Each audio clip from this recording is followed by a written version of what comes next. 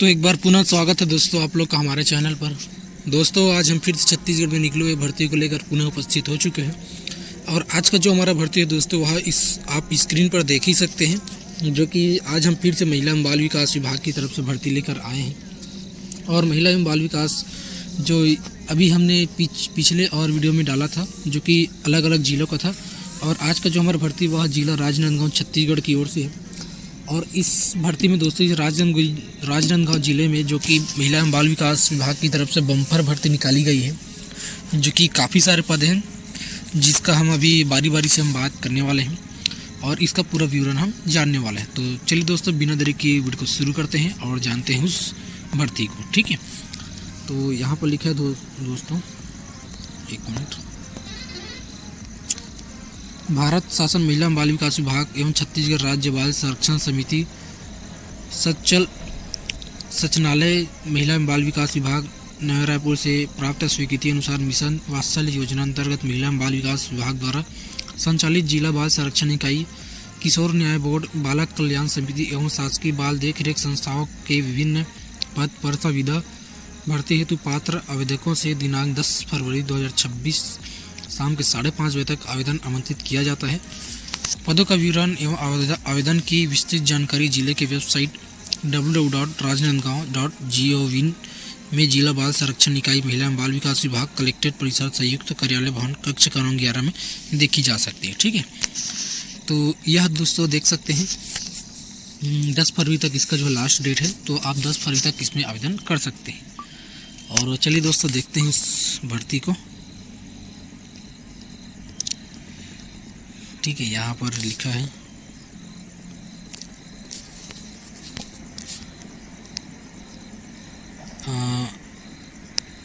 10 फरवरी तक आप शाम के 5:30 बजे तक इसमें आवेदन कर सकते हैं। और पद का नाम यहाँ पर लिखा गया है दोस्तों, देख सकते हैं बहुत सारा जो है पद इसमें निकाला गया है। जिला बाल संरक्षण इकाई रिक्त पदों का विवरण यहाँ पर है। पहला दोस्तों परमदर्शिता, जिसके एक पद निकाले गए अनारक्षित में, मतलब इसमें कोई भी आवेदन कर सकता है। और इसका जो निर्धारित मासिक वेतन है वह है 18,536 रुपये। दूसरा दोस्तों सामाजिक कार्यकर्ता, इसमें भी अनारक्षित में एक पद निकाले गए हैं और इसका भी 18,536 रुपये मासिक वेतन रखा गया है। तीसरा है दोस्तों आउटरीच वर्कर, जिसमें 2 पद निकाले गए हैं और इसमें टोटल करके इसमें 3 पद निकाले गए हैं। अनारक्षित में 2 पद रखे गए हैं और एक अन्य पिछड़ा वर्ग में रखा गया है। और इसका जो निर्धारित एक मुश्त मासिक वेतन होने वाला है वह 10,592 रुपये होने वाला है। और यहाँ पर और है दोस्तों किशोर न्याय बोर्ड राजनांदगांव में रिक्त पदों का विवरण यहाँ पर दिया गया है। सहायक डाटा एंट्री ऑपरेटर के लिए अनारक्षित में 1 पद रखा गया है, जो कि इसमें कोई भी आवेदन कर सकते हैं। और निर्धारित इसका एक मुश्त मासिक वेतन है 11,916 रुपये यहाँ पर रखा गया है। और अगला यहाँ पर निकाला गया है दोस्तों, देख सकते हैं बाल कल्याण समिति राजनांदगांव में रिक्त पदों का विवरण यहाँ पर दिया गया है। पद का नाम है पहला सहायक डाटा एंट्री ऑपरेटर, जिसके अनारक्षित में 1 पद रखा गया है। इसमें कोई भी वर्ग के व्यक्ति इसमें आवेदन कर सकते हैं। और इसका जो एक मुश्त मासिक वेतन है वह है 11,916 रुपये रखा गया है। ठीक है, और यहाँ पर और है दोस्तों शासकीय बाल देखरेख संस्था में रिक्त पदों का विवरण है। शासकीय बाल संप्रेक्षण गृह बालिका राजनांदगांव में केवल महिलाओं अभ्यर्थियों के लिए यहाँ पर निकाला गया है। ठीक है, केवल महिलाओं के लिए। पहला है पीटी स्ट्रक्चर सहायक योग प्रशिक्षक के, जिसमें अनुसूचित जनजाति में रखा गया है, 1 पद रखा गया इसमें। और इसका जो निर्धारित एक मुश्त मासिक वेतन है वह है 10,000 रुपये रखा गया है। और सहायक रात्रि चौकीदार, इसमें अनारक्षित में रखा गया है, या भी महिला के लिए, और 1 अनुसूचित जनजाति में रखा गया है। इसके 2 पद टोटल करके निकाले गए हैं।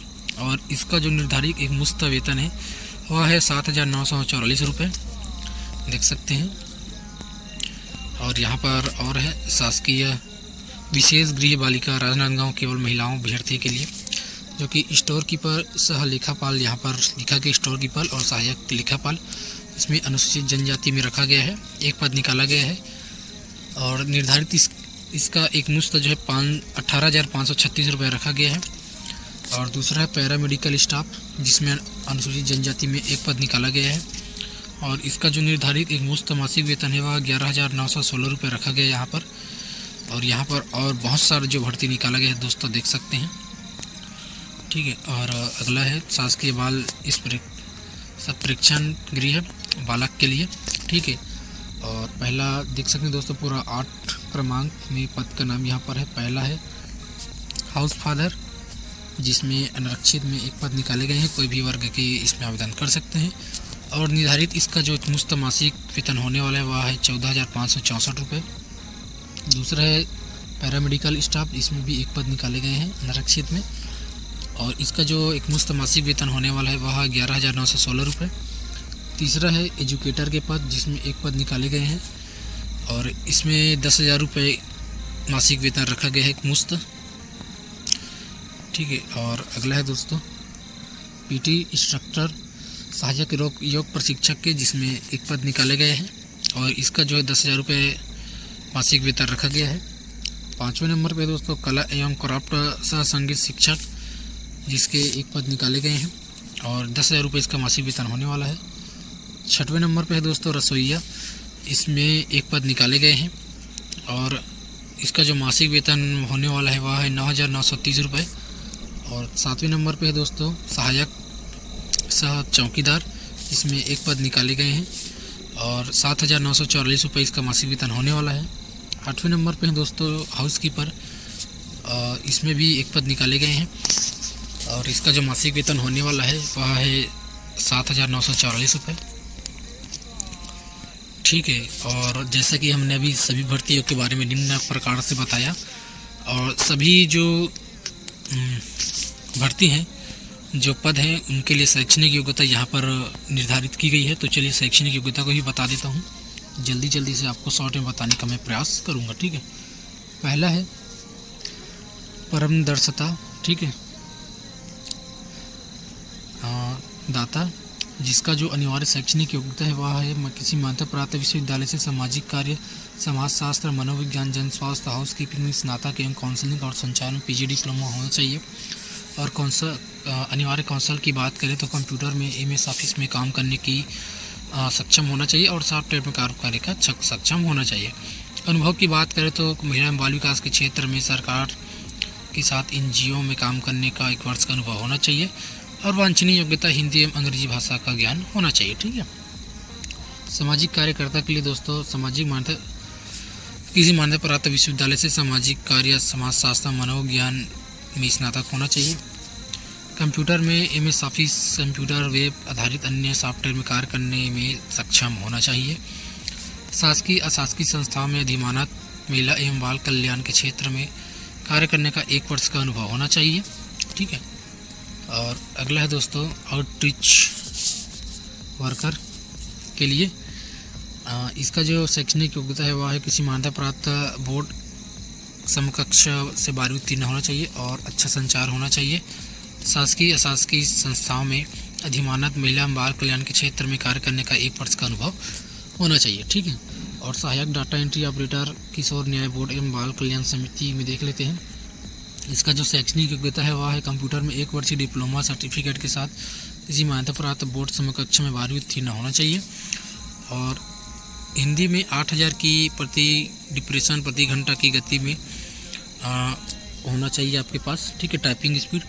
और शासकीय अशासकीय संस्थाओं में अधिमानत महिला एवं बाल कल्याण के क्षेत्र में कंप्यूटर पर कार्य करने का 1 वर्ष का अनुभव होना चाहिए। अंग्रेजी भाषा में कंप्यूटर पर कार्य करने का अनुभव तथा दक्षता अथवा टाइपिंग उत्तीर्ण होना चाहिए, ठीक है। अगला है दोस्तों शासकीय बाल देखरेख संस्थाओं में हेतु पदवार शैक्षणिक योग्यता, अनिवार्य कौशल एवं वांछित अनुभव यहाँ पर लिखा है। स्टोर कीपिंग और सहायक लेखापाल के लिए शैक्षणिक योग्यता है वाणिज्य, अर्थशास्त्र अथवा समकक्ष विषय में स्नातक अथवा CA ICW इंटर होना चाहिए। और कौशल की बात करें कंप्यूटर में MS ऑफिस में काम करने में सक्षम होना चाहिए तथा टेली कंप्यूटर पर आधारित सॉफ्टवेयर में काम करने में सक्षम होना चाहिए। और अनिवार्य शैक्षणिक योग्यता है दोस्तों शासकीय अर्धशासकीय संस्थाओं में अकाउंटेंट में फार्म, लेखा एवं लेखा साधारण का न्यूनतम 3 वर्ष का अनुभव होना चाहिए। आर्टिकल क्लर्क में के रूप में 3 वर्ष का कार्यभार होना चाहिए। और वांछनीय योग्यता यहाँ पर है दोस्तों अंग्रेजी एवं हिंदी भाषा का ज्ञान होना चाहिए। ठीक है। और यहाँ पर और है दोस्तों हाउस फादर के लिए शैक्षणिक योग्यता है किसी मान्यता प्राप्त विश्वविद्यालय में समाजशास्त्र, मनोविज्ञान, समाज विज्ञान, विधि या समकक्ष सामाजिक विषयों में स्नातक होना चाहिए। कंप्यूटर पर MS ऑफिस, वेब आधारित अन्य सॉफ्टवेयर में कार्य करने में सक्षम होना चाहिए। ठीक है। शासकीय, अर्धशासकीय, अंतर्राष्ट्रीय एजेंसी, शासन से अनुदान प्राप्त बाल देखरेख संस्थाओं में चाइल्ड लाइन बालक कल्याण समिति के अध्यक्ष सदस्य, किशोर न्याय बोर्ड पदस्थ के रूप में बच्चों की देखभाल, संरक्षण, पुनः बाल कल्याण के क्षेत्र में काम करने का 2 साल का कार्य अनुभव होना चाहिए। हिंदी एवं अंग्रेजी में भाषा का ज्ञान होना चाहिए। ठीक है। और यहाँ पर जो है बहुत सारा और है दोस्तों। ठीक है। पद का नाम है पैरामेडिकल। इसका जो शैक्षणिक योग्यता है वह है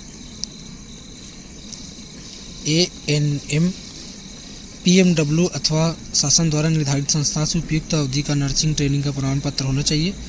और अनुभव की बात करें, शासकीय, अर्धशासकीय, निजी चिकित्सालय में पैरामेडिकल स्टाफ के रूप में 2 वर्ष का कार्य अनुभव होना चाहिए। एजुकेटर के लिए बात करें तो किसी मान्यता प्राप्त विश्वविद्यालय में स्नातक एवं BEd उत्तीर्ण होना चाहिए। शासकीय, मान्यता प्राप्त अर्धशासकीय शिक्षण संस्था से शिक्षक, एजुकेटर के रूप में काम करने का कम से कम 2 वर्ष का अनुभव होना चाहिए। हिंदी एवं हिंदी भाषा का ज्ञान, अंग्रेजी एवं हिंदी भाषा का ज्ञान होना चाहिए। ठीक है। और अगला है दोस्तों PT इंस्ट्रक्टर, सहयोग प्रशिक्षक, जिसका हम बात करें मान्यता प्राप्त बोर्ड से 12वीं उत्तीर्ण एवं योग की डिग्री में डिप्लोमा होना चाहिए। और शासकीय, शासन द्वारा मान्यता प्राप्त संस्था से PT टीचर, योगा प्रशिक्षक के रूप में काम करने का कम से कम 1 वर्ष का कार्य होना चाहिए। अंग्रेजी एवं हिंदी भाषा का ज्ञान होना चाहिए। ठीक है। अगला है दोस्तों कला एवं क्राफ्ट सह संगीत शिक्षक के लिए, जिसमें मान्यता प्राप्त संस्था से 12 उत्तीर्ण होना चाहिए। और शासकीय, मान्यता प्राप्त शासकीय शिक्षण संस्था से कला क्राफ्ट संगीत शिक्षक के रूप में कम से कम 2 वर्ष का अनुभव होना चाहिए। ठीक है। हिंदी एवं अंग्रेजी भाषा का ज्ञान होना चाहिए।